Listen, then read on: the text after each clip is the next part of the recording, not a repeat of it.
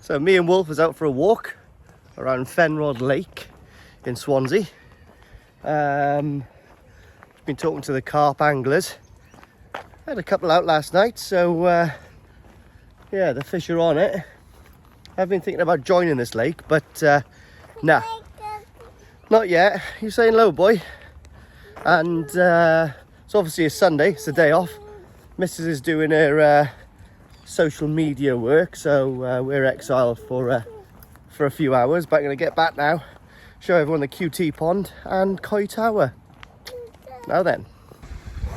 Right then guys, back from Daddy Daycare and doing stuff I've got to do around the town. I'm going to spin you around first of all and show you what I've been up to in the last week. Quite a few additions. So the first thing I was worried about is I was doing something to my truck not so long ago, and had a seagull sitting on the decking behind me looking at the fish, and I thought to myself, I can't relax. I cannot relax like that. And I've never seen any herons flying over here, but I've seen seagulls. So this is what I've done. Yeah, to that end of the stick, what I've done is I've made a lightweight 2x2 frame,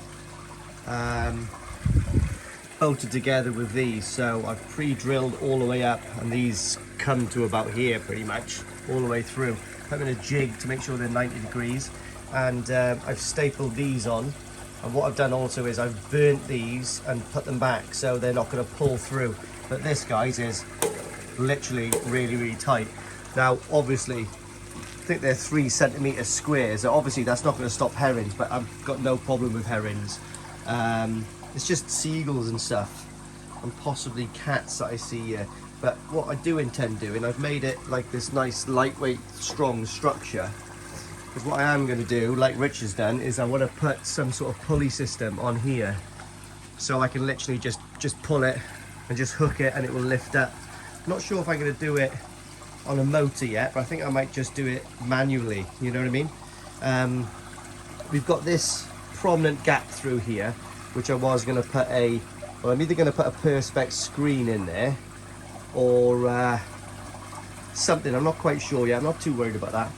But if I do want to pull this up, obviously I have to move all of these plants and stuff. I do like them there, but I think for the summer what I'm going to do is, obviously I can polycarb over this now. I know it's flat, but I think it'll be okay. Or what I might do is polythene sheet this and actually sheet all the way around here, so I've got like 2 layers of sort of like insulation.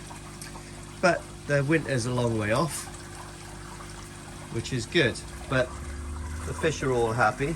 I'll turn the air off in a minute and you can see everything. Another addition is, got this off my mate Jack, old Jack Gardner. I featured his pond on one of my vlogs not so long ago, so he sorted me out with this. So if you want some garden furniture, let him know, because he does it for a living. Also I got loads and loads of spare timber kicking around, so I've almost finished everything. The only thing I got to do today now is I've got to make a door for the grow on, which is up and running. I'm going to show you that now. I've got to make a door for the grow on. Again, it's going to be very lightweight. I can't really make a door that swings because I've got those stairs going down, so it was a design fault when I first thought of the garden, but it is what it is. So what I'm going to do is, I've got a good idea and I'll show you later on. I think it's the best way to do it, but anyway, I'll show you that later on. So to that end of six, because I didn't have any other use for the timber, I didn't want to give it away and I didn't want to burn it, so literally I've built my boy a koi watchtower to keep the birds and the cats out of here. Let me show you. So there's the koi watchtower, complete with koi flag.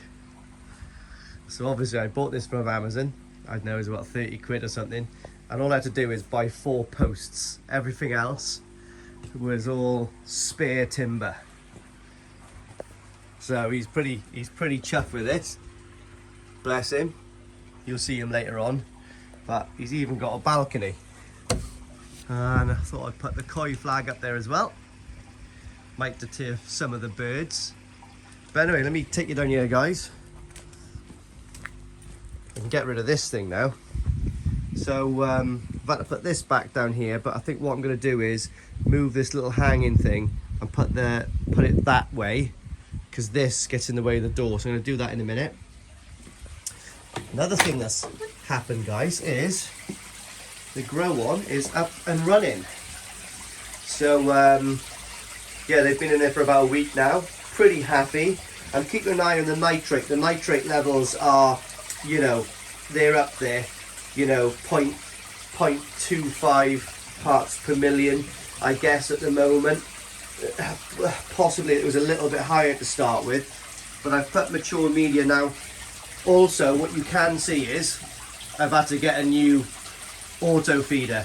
I was a bit gutted because those things are not cheap, and they've gone up since I bought my last one. But do you know, I really rate these. I know they're 400 quid, but I really do rate them. They are so precise on their feeds. You know, you can put like 1 second feed on there. It's like, it is the absolute bomb, right? So if anybody wants to buy a Superfish auto feeder, hook me up, man. Come and find me and I'll send it out to you. But there's nothing wrong with the Superfish auto feeder. The only thing is, it doesn't deliver small quantities as often as I wanted to do it. So this one now, I can feed 7 times a day. So I start at 6 in the morning, finish at 6 at night. I can do 7 feeds, which means there's one every 2 hours. And I think I've calculated about 2% of their body weight is about 38 grams at the moment. So I think, if I'm not mistaken, that's correct. So that auto feeder then will dispense 38 grams or whatever it is over 7 feeds, and it's very accurate, guys. It's very, very good. When I put the spear fish one on there, I woke up the first morning and the whole pond was covered in Sakiakari, so I had to sort of like get it out because I was just not prepared for how much food it dumps. Now obviously if you've got a good amount of koi eating, that's fine, but you know, these aren't. So, and that's why I've had that massive spike in ammonia. So it's slowly coming down, hence I've got the test kit there. I'm testing it twice a day just out of curiosity, and at the moment it's on 000 because all I'm doing is literally hand feeding every now and again. I've just given them a little bit this morning, and I've got a lovely young lady come in this afternoon because she wants to buy some tozai and possibly some of the fish in the main pond that I've got to clear out for new stock coming. So again, if you're interested in some tozai or some of the bigger fish in the other pond, just find me on Facebook, guys. I got to get rid of a few. But yeah, the Easy Pod's working okay. Everything seems to be working fine. Decided to put all my electrics up here. I just got to put another hole for that. But I have to make a little screen on here today because I'm going to France in the next couple of weeks, and I want this to be enclosed and encapsulated so nothing gets in there. Do you know what I mean? So I think what I'm going to do is make a frame that sits outside this, okay, put a couple of screws on it so it'll just hook on and lay down, but I'll make it just so it's a frame, and then I've just got that polythene sheeted over it, if you know what I mean, and then I'll put another screw that side so I can just take it off and put it there for now. But I do intend, what I did intend doing was making a smaller step there, so that was totally enclosed, and then making the door so it opens over these steps. But anyway, we're going to do it that way for now because I need to knock something up pretty quick that's going to get me out of the Shizen. So like I said, yeah, it's lovely. Like I said, we got the trickling going in there. I have ramped up the trickling every now and again when the nitrates got high, the ammonia's got high. So but like I said, guys, you know, the only thing I've got in there is that mature media, which is working its ass off, I guess. And we've got the 40 kilos of pumice stone in there, which obviously is, you know, that's going to take weeks and months to mature. So what I'm going to have to do is build a cover for that, or I might just, I think I said it in the last video, stomach it and just buy a lid for that. I think they're about 150 quid, but I'm going to want it for my forever pond because I want 2 showers running in the forever pond, so it's not going to be a waste. But the fish are looking really nice and healthy in there. What I'll do is I'll try to get them up now with a little bit of feed. I think they're a bit camera shy, to be honest. Let's see if it'll come up now. Once they've noticed, once they smell the oil off that sake, they'll be up. But yeah, I got some nice pieces in there, guys, I'm not going to lie. There's about 4 or 5 of them in there, the slightly larger ones that I bought from Koi Water Barn. They were tiny, they were probably like 10, 15 cm. I think a few of them now are up to, well, God, you know, we're talking 25 to 26 cm, maybe even a bit bigger. So they haven't grown a load over the winter, but that's predominantly because they're in the pond with bigger fish, and they've been sitting at 18 degrees, which is not ideal, to be honest. What I have done as well, as if you can see, I've got a little flexi pipe here, which is giving me a little bit of circulation. Not as much flow in there as I wanted. I wouldn't mind introducing another smaller pump and giving it some beans. Here they come, look. Isn't that an amazing sight, guys? You could never, ever, ever get bored of watching Tozai fight for food. So they seem happy enough in there, guys, even though there's a little bit of ammonia in there, but that is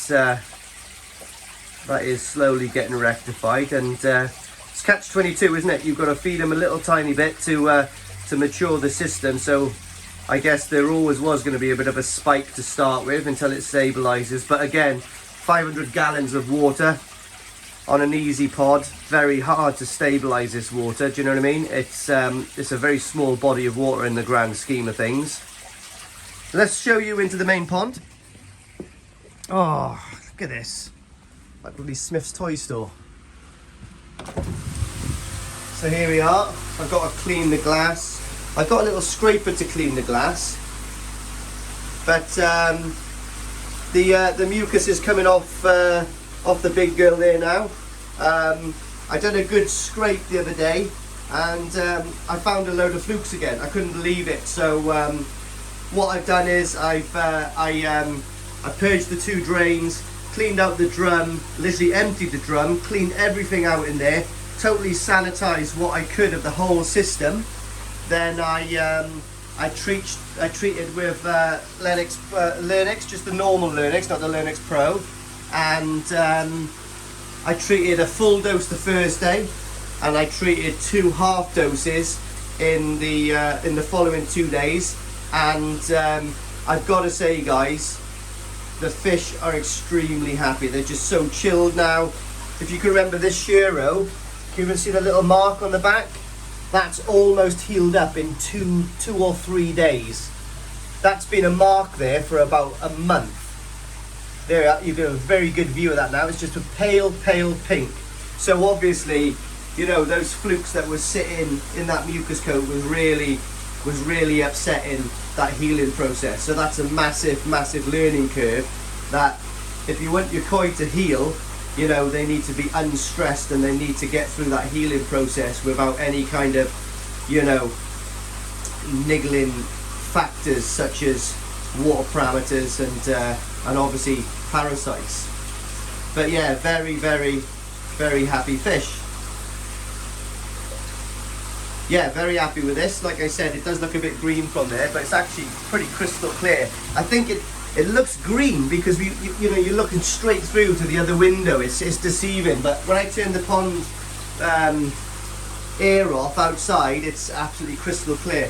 Another thing I've done, guys, as well is I've put that there for now.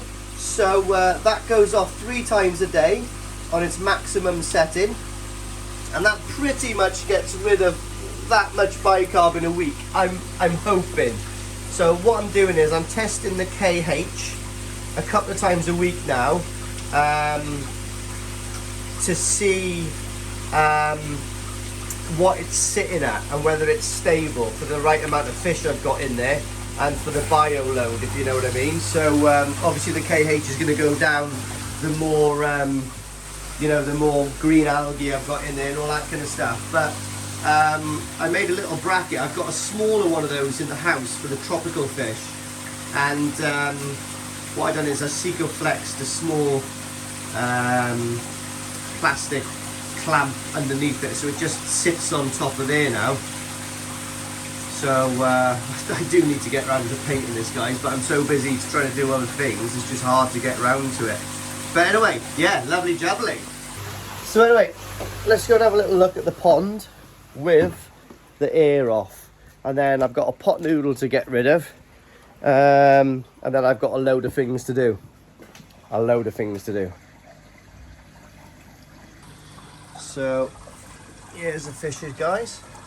Actually, the water still is looking a bit green, but I'm not worried about it because the water parameters are absolutely banging. So yeah, it's really weird.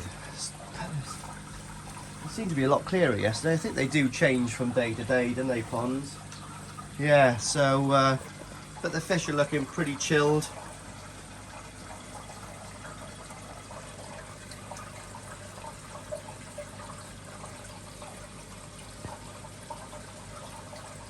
Oh, lovely. Let's have a look at the view from Koi Tower. Oh yeah, boy! So here we are. That's from Koi Tower. Oh, lovely. Look at the roof on this. So that's the view from Koi Tower. Not a bad view, actually. DIY day again. Yeah, not too shabby. I've used some spare timber I've got just left over. It's actually worked out quite well. The problem I've got though is I've got like a real severe decline on my path. So I've left a bit of a gap underneath there, which I'm not really worried about. It's probably nice to get a bit of air in there. So yeah, not too bad. Let me spin you around. I've used the polycarb from my pond cover. They just fit there perfectly. So let me show you quick. Yeah, so there we are, guys. All it is really thin timber frame. You can see the slight gap in the bottom. I've got to extend my hose so it goes underneath that gap and comes back up. But that's not a problem. And it's just held on with two screws at the top, basically. It just comes off. I can just, you know, when I'm away now, I've got a peace of mind that that's warm. Nothing's gonna get in there. Come on, nothing's gonna get in there. So we got the air on today. But yeah, that looks all right on the inside as well. So it's pretty much all enclosed. Might reposition those screws on the top just to drop it down a slight bit. Yeah. Oh, fish are loving it, look. Look at those little fishes. Oh, Hoshikin, baby. Hoshikin, Sakai, Oya. What else is in there? Taniguchi. Oh, got a bit of everything in there, guys. Gems. So now, the timber is really going down. Oh yes, Koi Tower. There we are then, guys. Extended the hose a little bit. That's tiny beans. That's going nowhere. So what I'm thinking about doing is putting a nice bit of timber across there and blocking that section off so you sort of step into this area opposed to a full length one. But we'll see what happens. This is temporary, by the way. I've actually got toughened glass to go in here, but I just haven't done it yet, so that's going to be okay. Move some stuff around here. Right, guys. So this is the day after the day before. Yes, I've got the same t-shirt on, but I'm not going to get messy with the clean t-shirt on. It's just my army training. So what I have done is, I didn't get up to a lot yesterday because I had some lovely people, I've cleaned the garage. I had some lovely people come down, some other YouTubers that's got a reefing tank. And but they were really knowledgeable about about water parameters and all that kind of stuff, and they came bearing gifts. They gave me a doser. They didn't give me a dose, but they gave me a doser, and they gave me a UV that they didn't want. Now I can't use a UV on this because I got the amalgam, but that is going to come in handy at one point for sure. It was really nice of them. She did come down to buy a Ginringoshki, but I couldn't sell the one that I've got, and it was a little bit out of her price range because the quality didn't compute with her. She just wanted the Ginringoshki, so I think I'm going to sort one of those out with one of my mates exclusively. So that's inbound, my love, don't worry about that. Another thing is I just can't, for some reason, this the small grow-on pond is just like a proper spike of ammonia. I am going to pick up some product today to put into it that binds the ammonia together, which obviously I've got told about. So, but I'm a little bit worried. The fish are okay. There's a couple of bits of flashing, but I think what's really done it, like, you know, obviously I've done the correct thing with putting the mature media in here, half of the pond water, half fresh water, dechlorinated it, BSP'd it, done everything that it says on the packet. But unfortunately that cheap auto feeder just dumped so much food into this pond on that first day when I didn't keep my eyes on it. Yeah, it's just trashed the water. So what I have done yesterday is I've taken the temperature down to 20 from 21, 22, and I'm going to drop it down to, no, I took it from 22 to 21 yesterday. I'm taking it from 21 to 20 today, and I think what I'm going to do is put these tozai back in the main pond until I can get this water parameters correct. So I've got 23 tozai in this pond at the moment, which says I've guesstimated that I need to give them 38 grams of food a day for about 2% of their body weight. That was a rough calculation on a chart that I've got, which makes kind of sense, but I can't feed them at all at the moment because I've got just too much ammonia in there. So what I think I might do is leave my original Sakai tozai that I got last year from Keith, which I think I've got about 4 or 5 of them in there, put the other ones back in to the main pond and leave those 4 or 5 just condition the water in here. Do you know what I mean? Not that I've got nothing against Sakai fish. The reason I'm doing that is because at the end of the day, those Sakai fish literally cost me 15 quid each. They're a lot more now. Some of them are about 25 cm, so yeah, they put a good 10, 11 cm on over the winter. So I don't want to see any go, but I've got to do something to condition this water. Obviously it's catch-22. If I don't put fish in there, I ain't going to get the ammonia and the nitrates to drop because I haven't got the bacteria going. And if I keep all of them in there, I think it's a bit too harsh. But they're, I think I got 0.25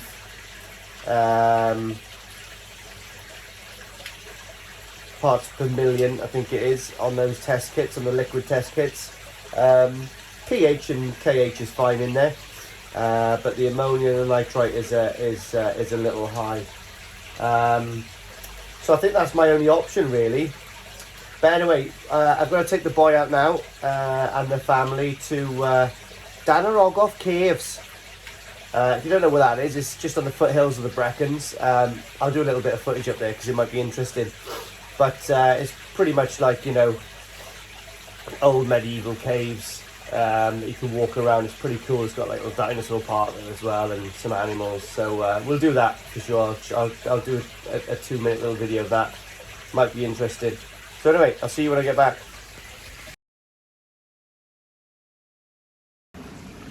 So just down Danganronpa Caves. How cool is that, guys? Wolf can't even be here because he's terrified of it. What's that? It's a dinosaur! Yeah. Okay, we're going. Oh, he doesn't like him.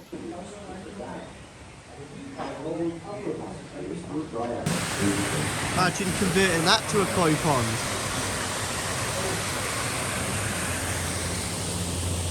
Is that nice, Wolfie?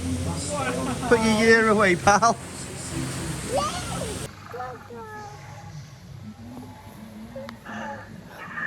Oh my god. Oh my god, we're surrounded by velociraptors, Wolf. Wolfie.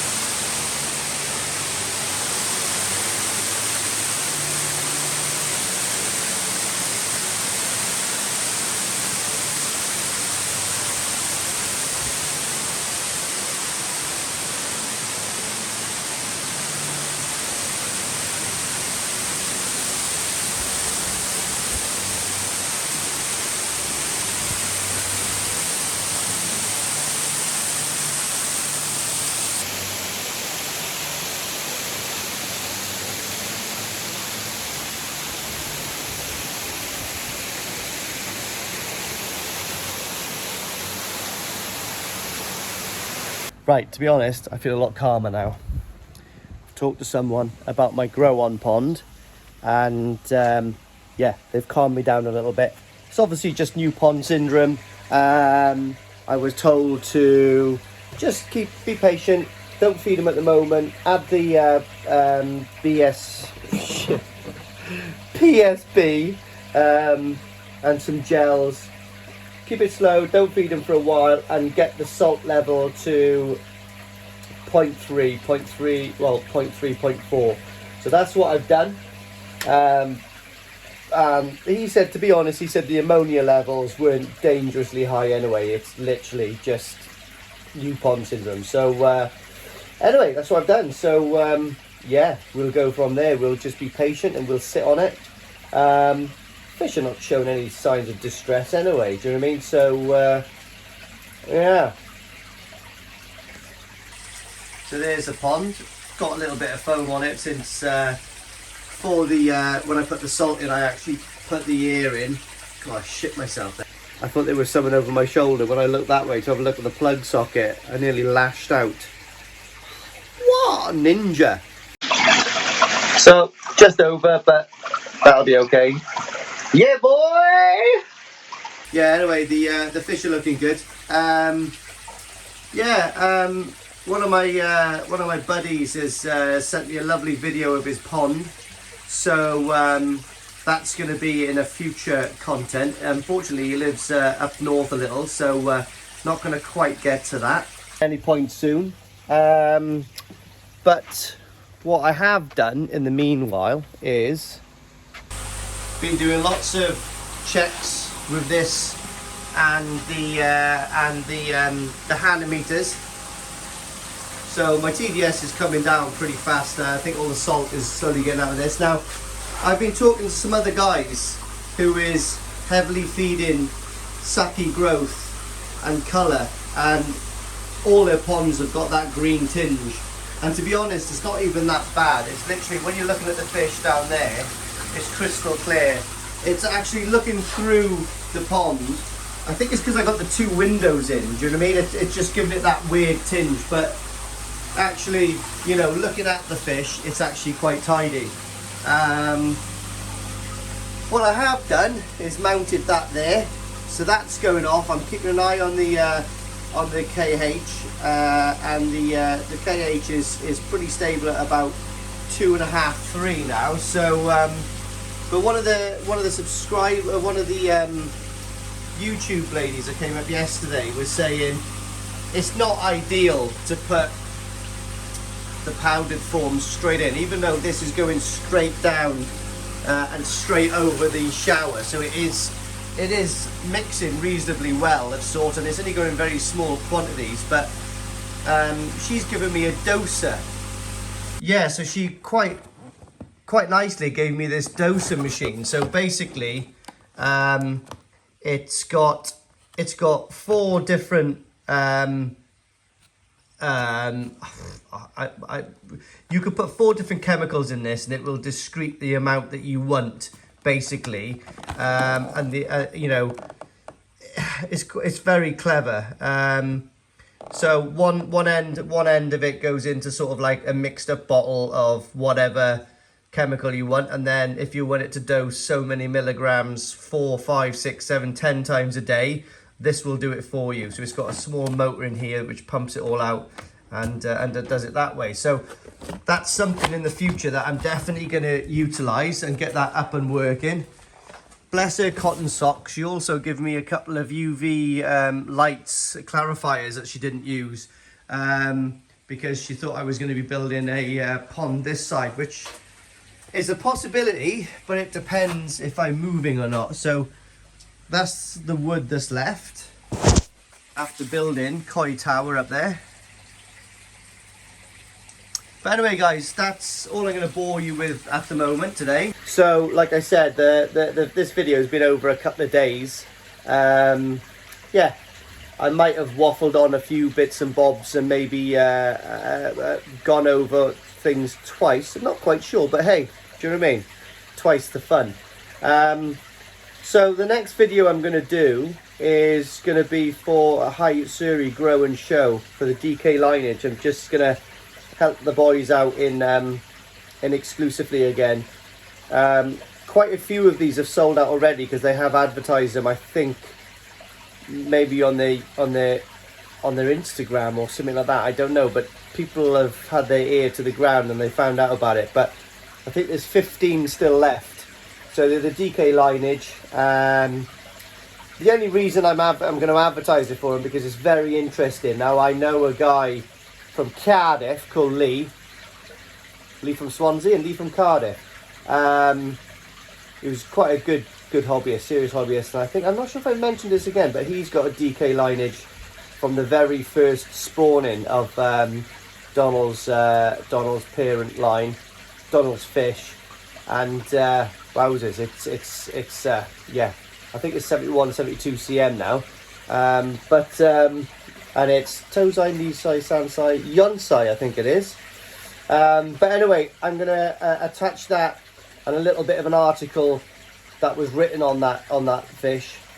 It'd be really good. We'll literally do a little Shiro sort of like compilation as well. But anyway, thanks for watching, guys, and see you in the next one. Hopefully the grow one's still alive.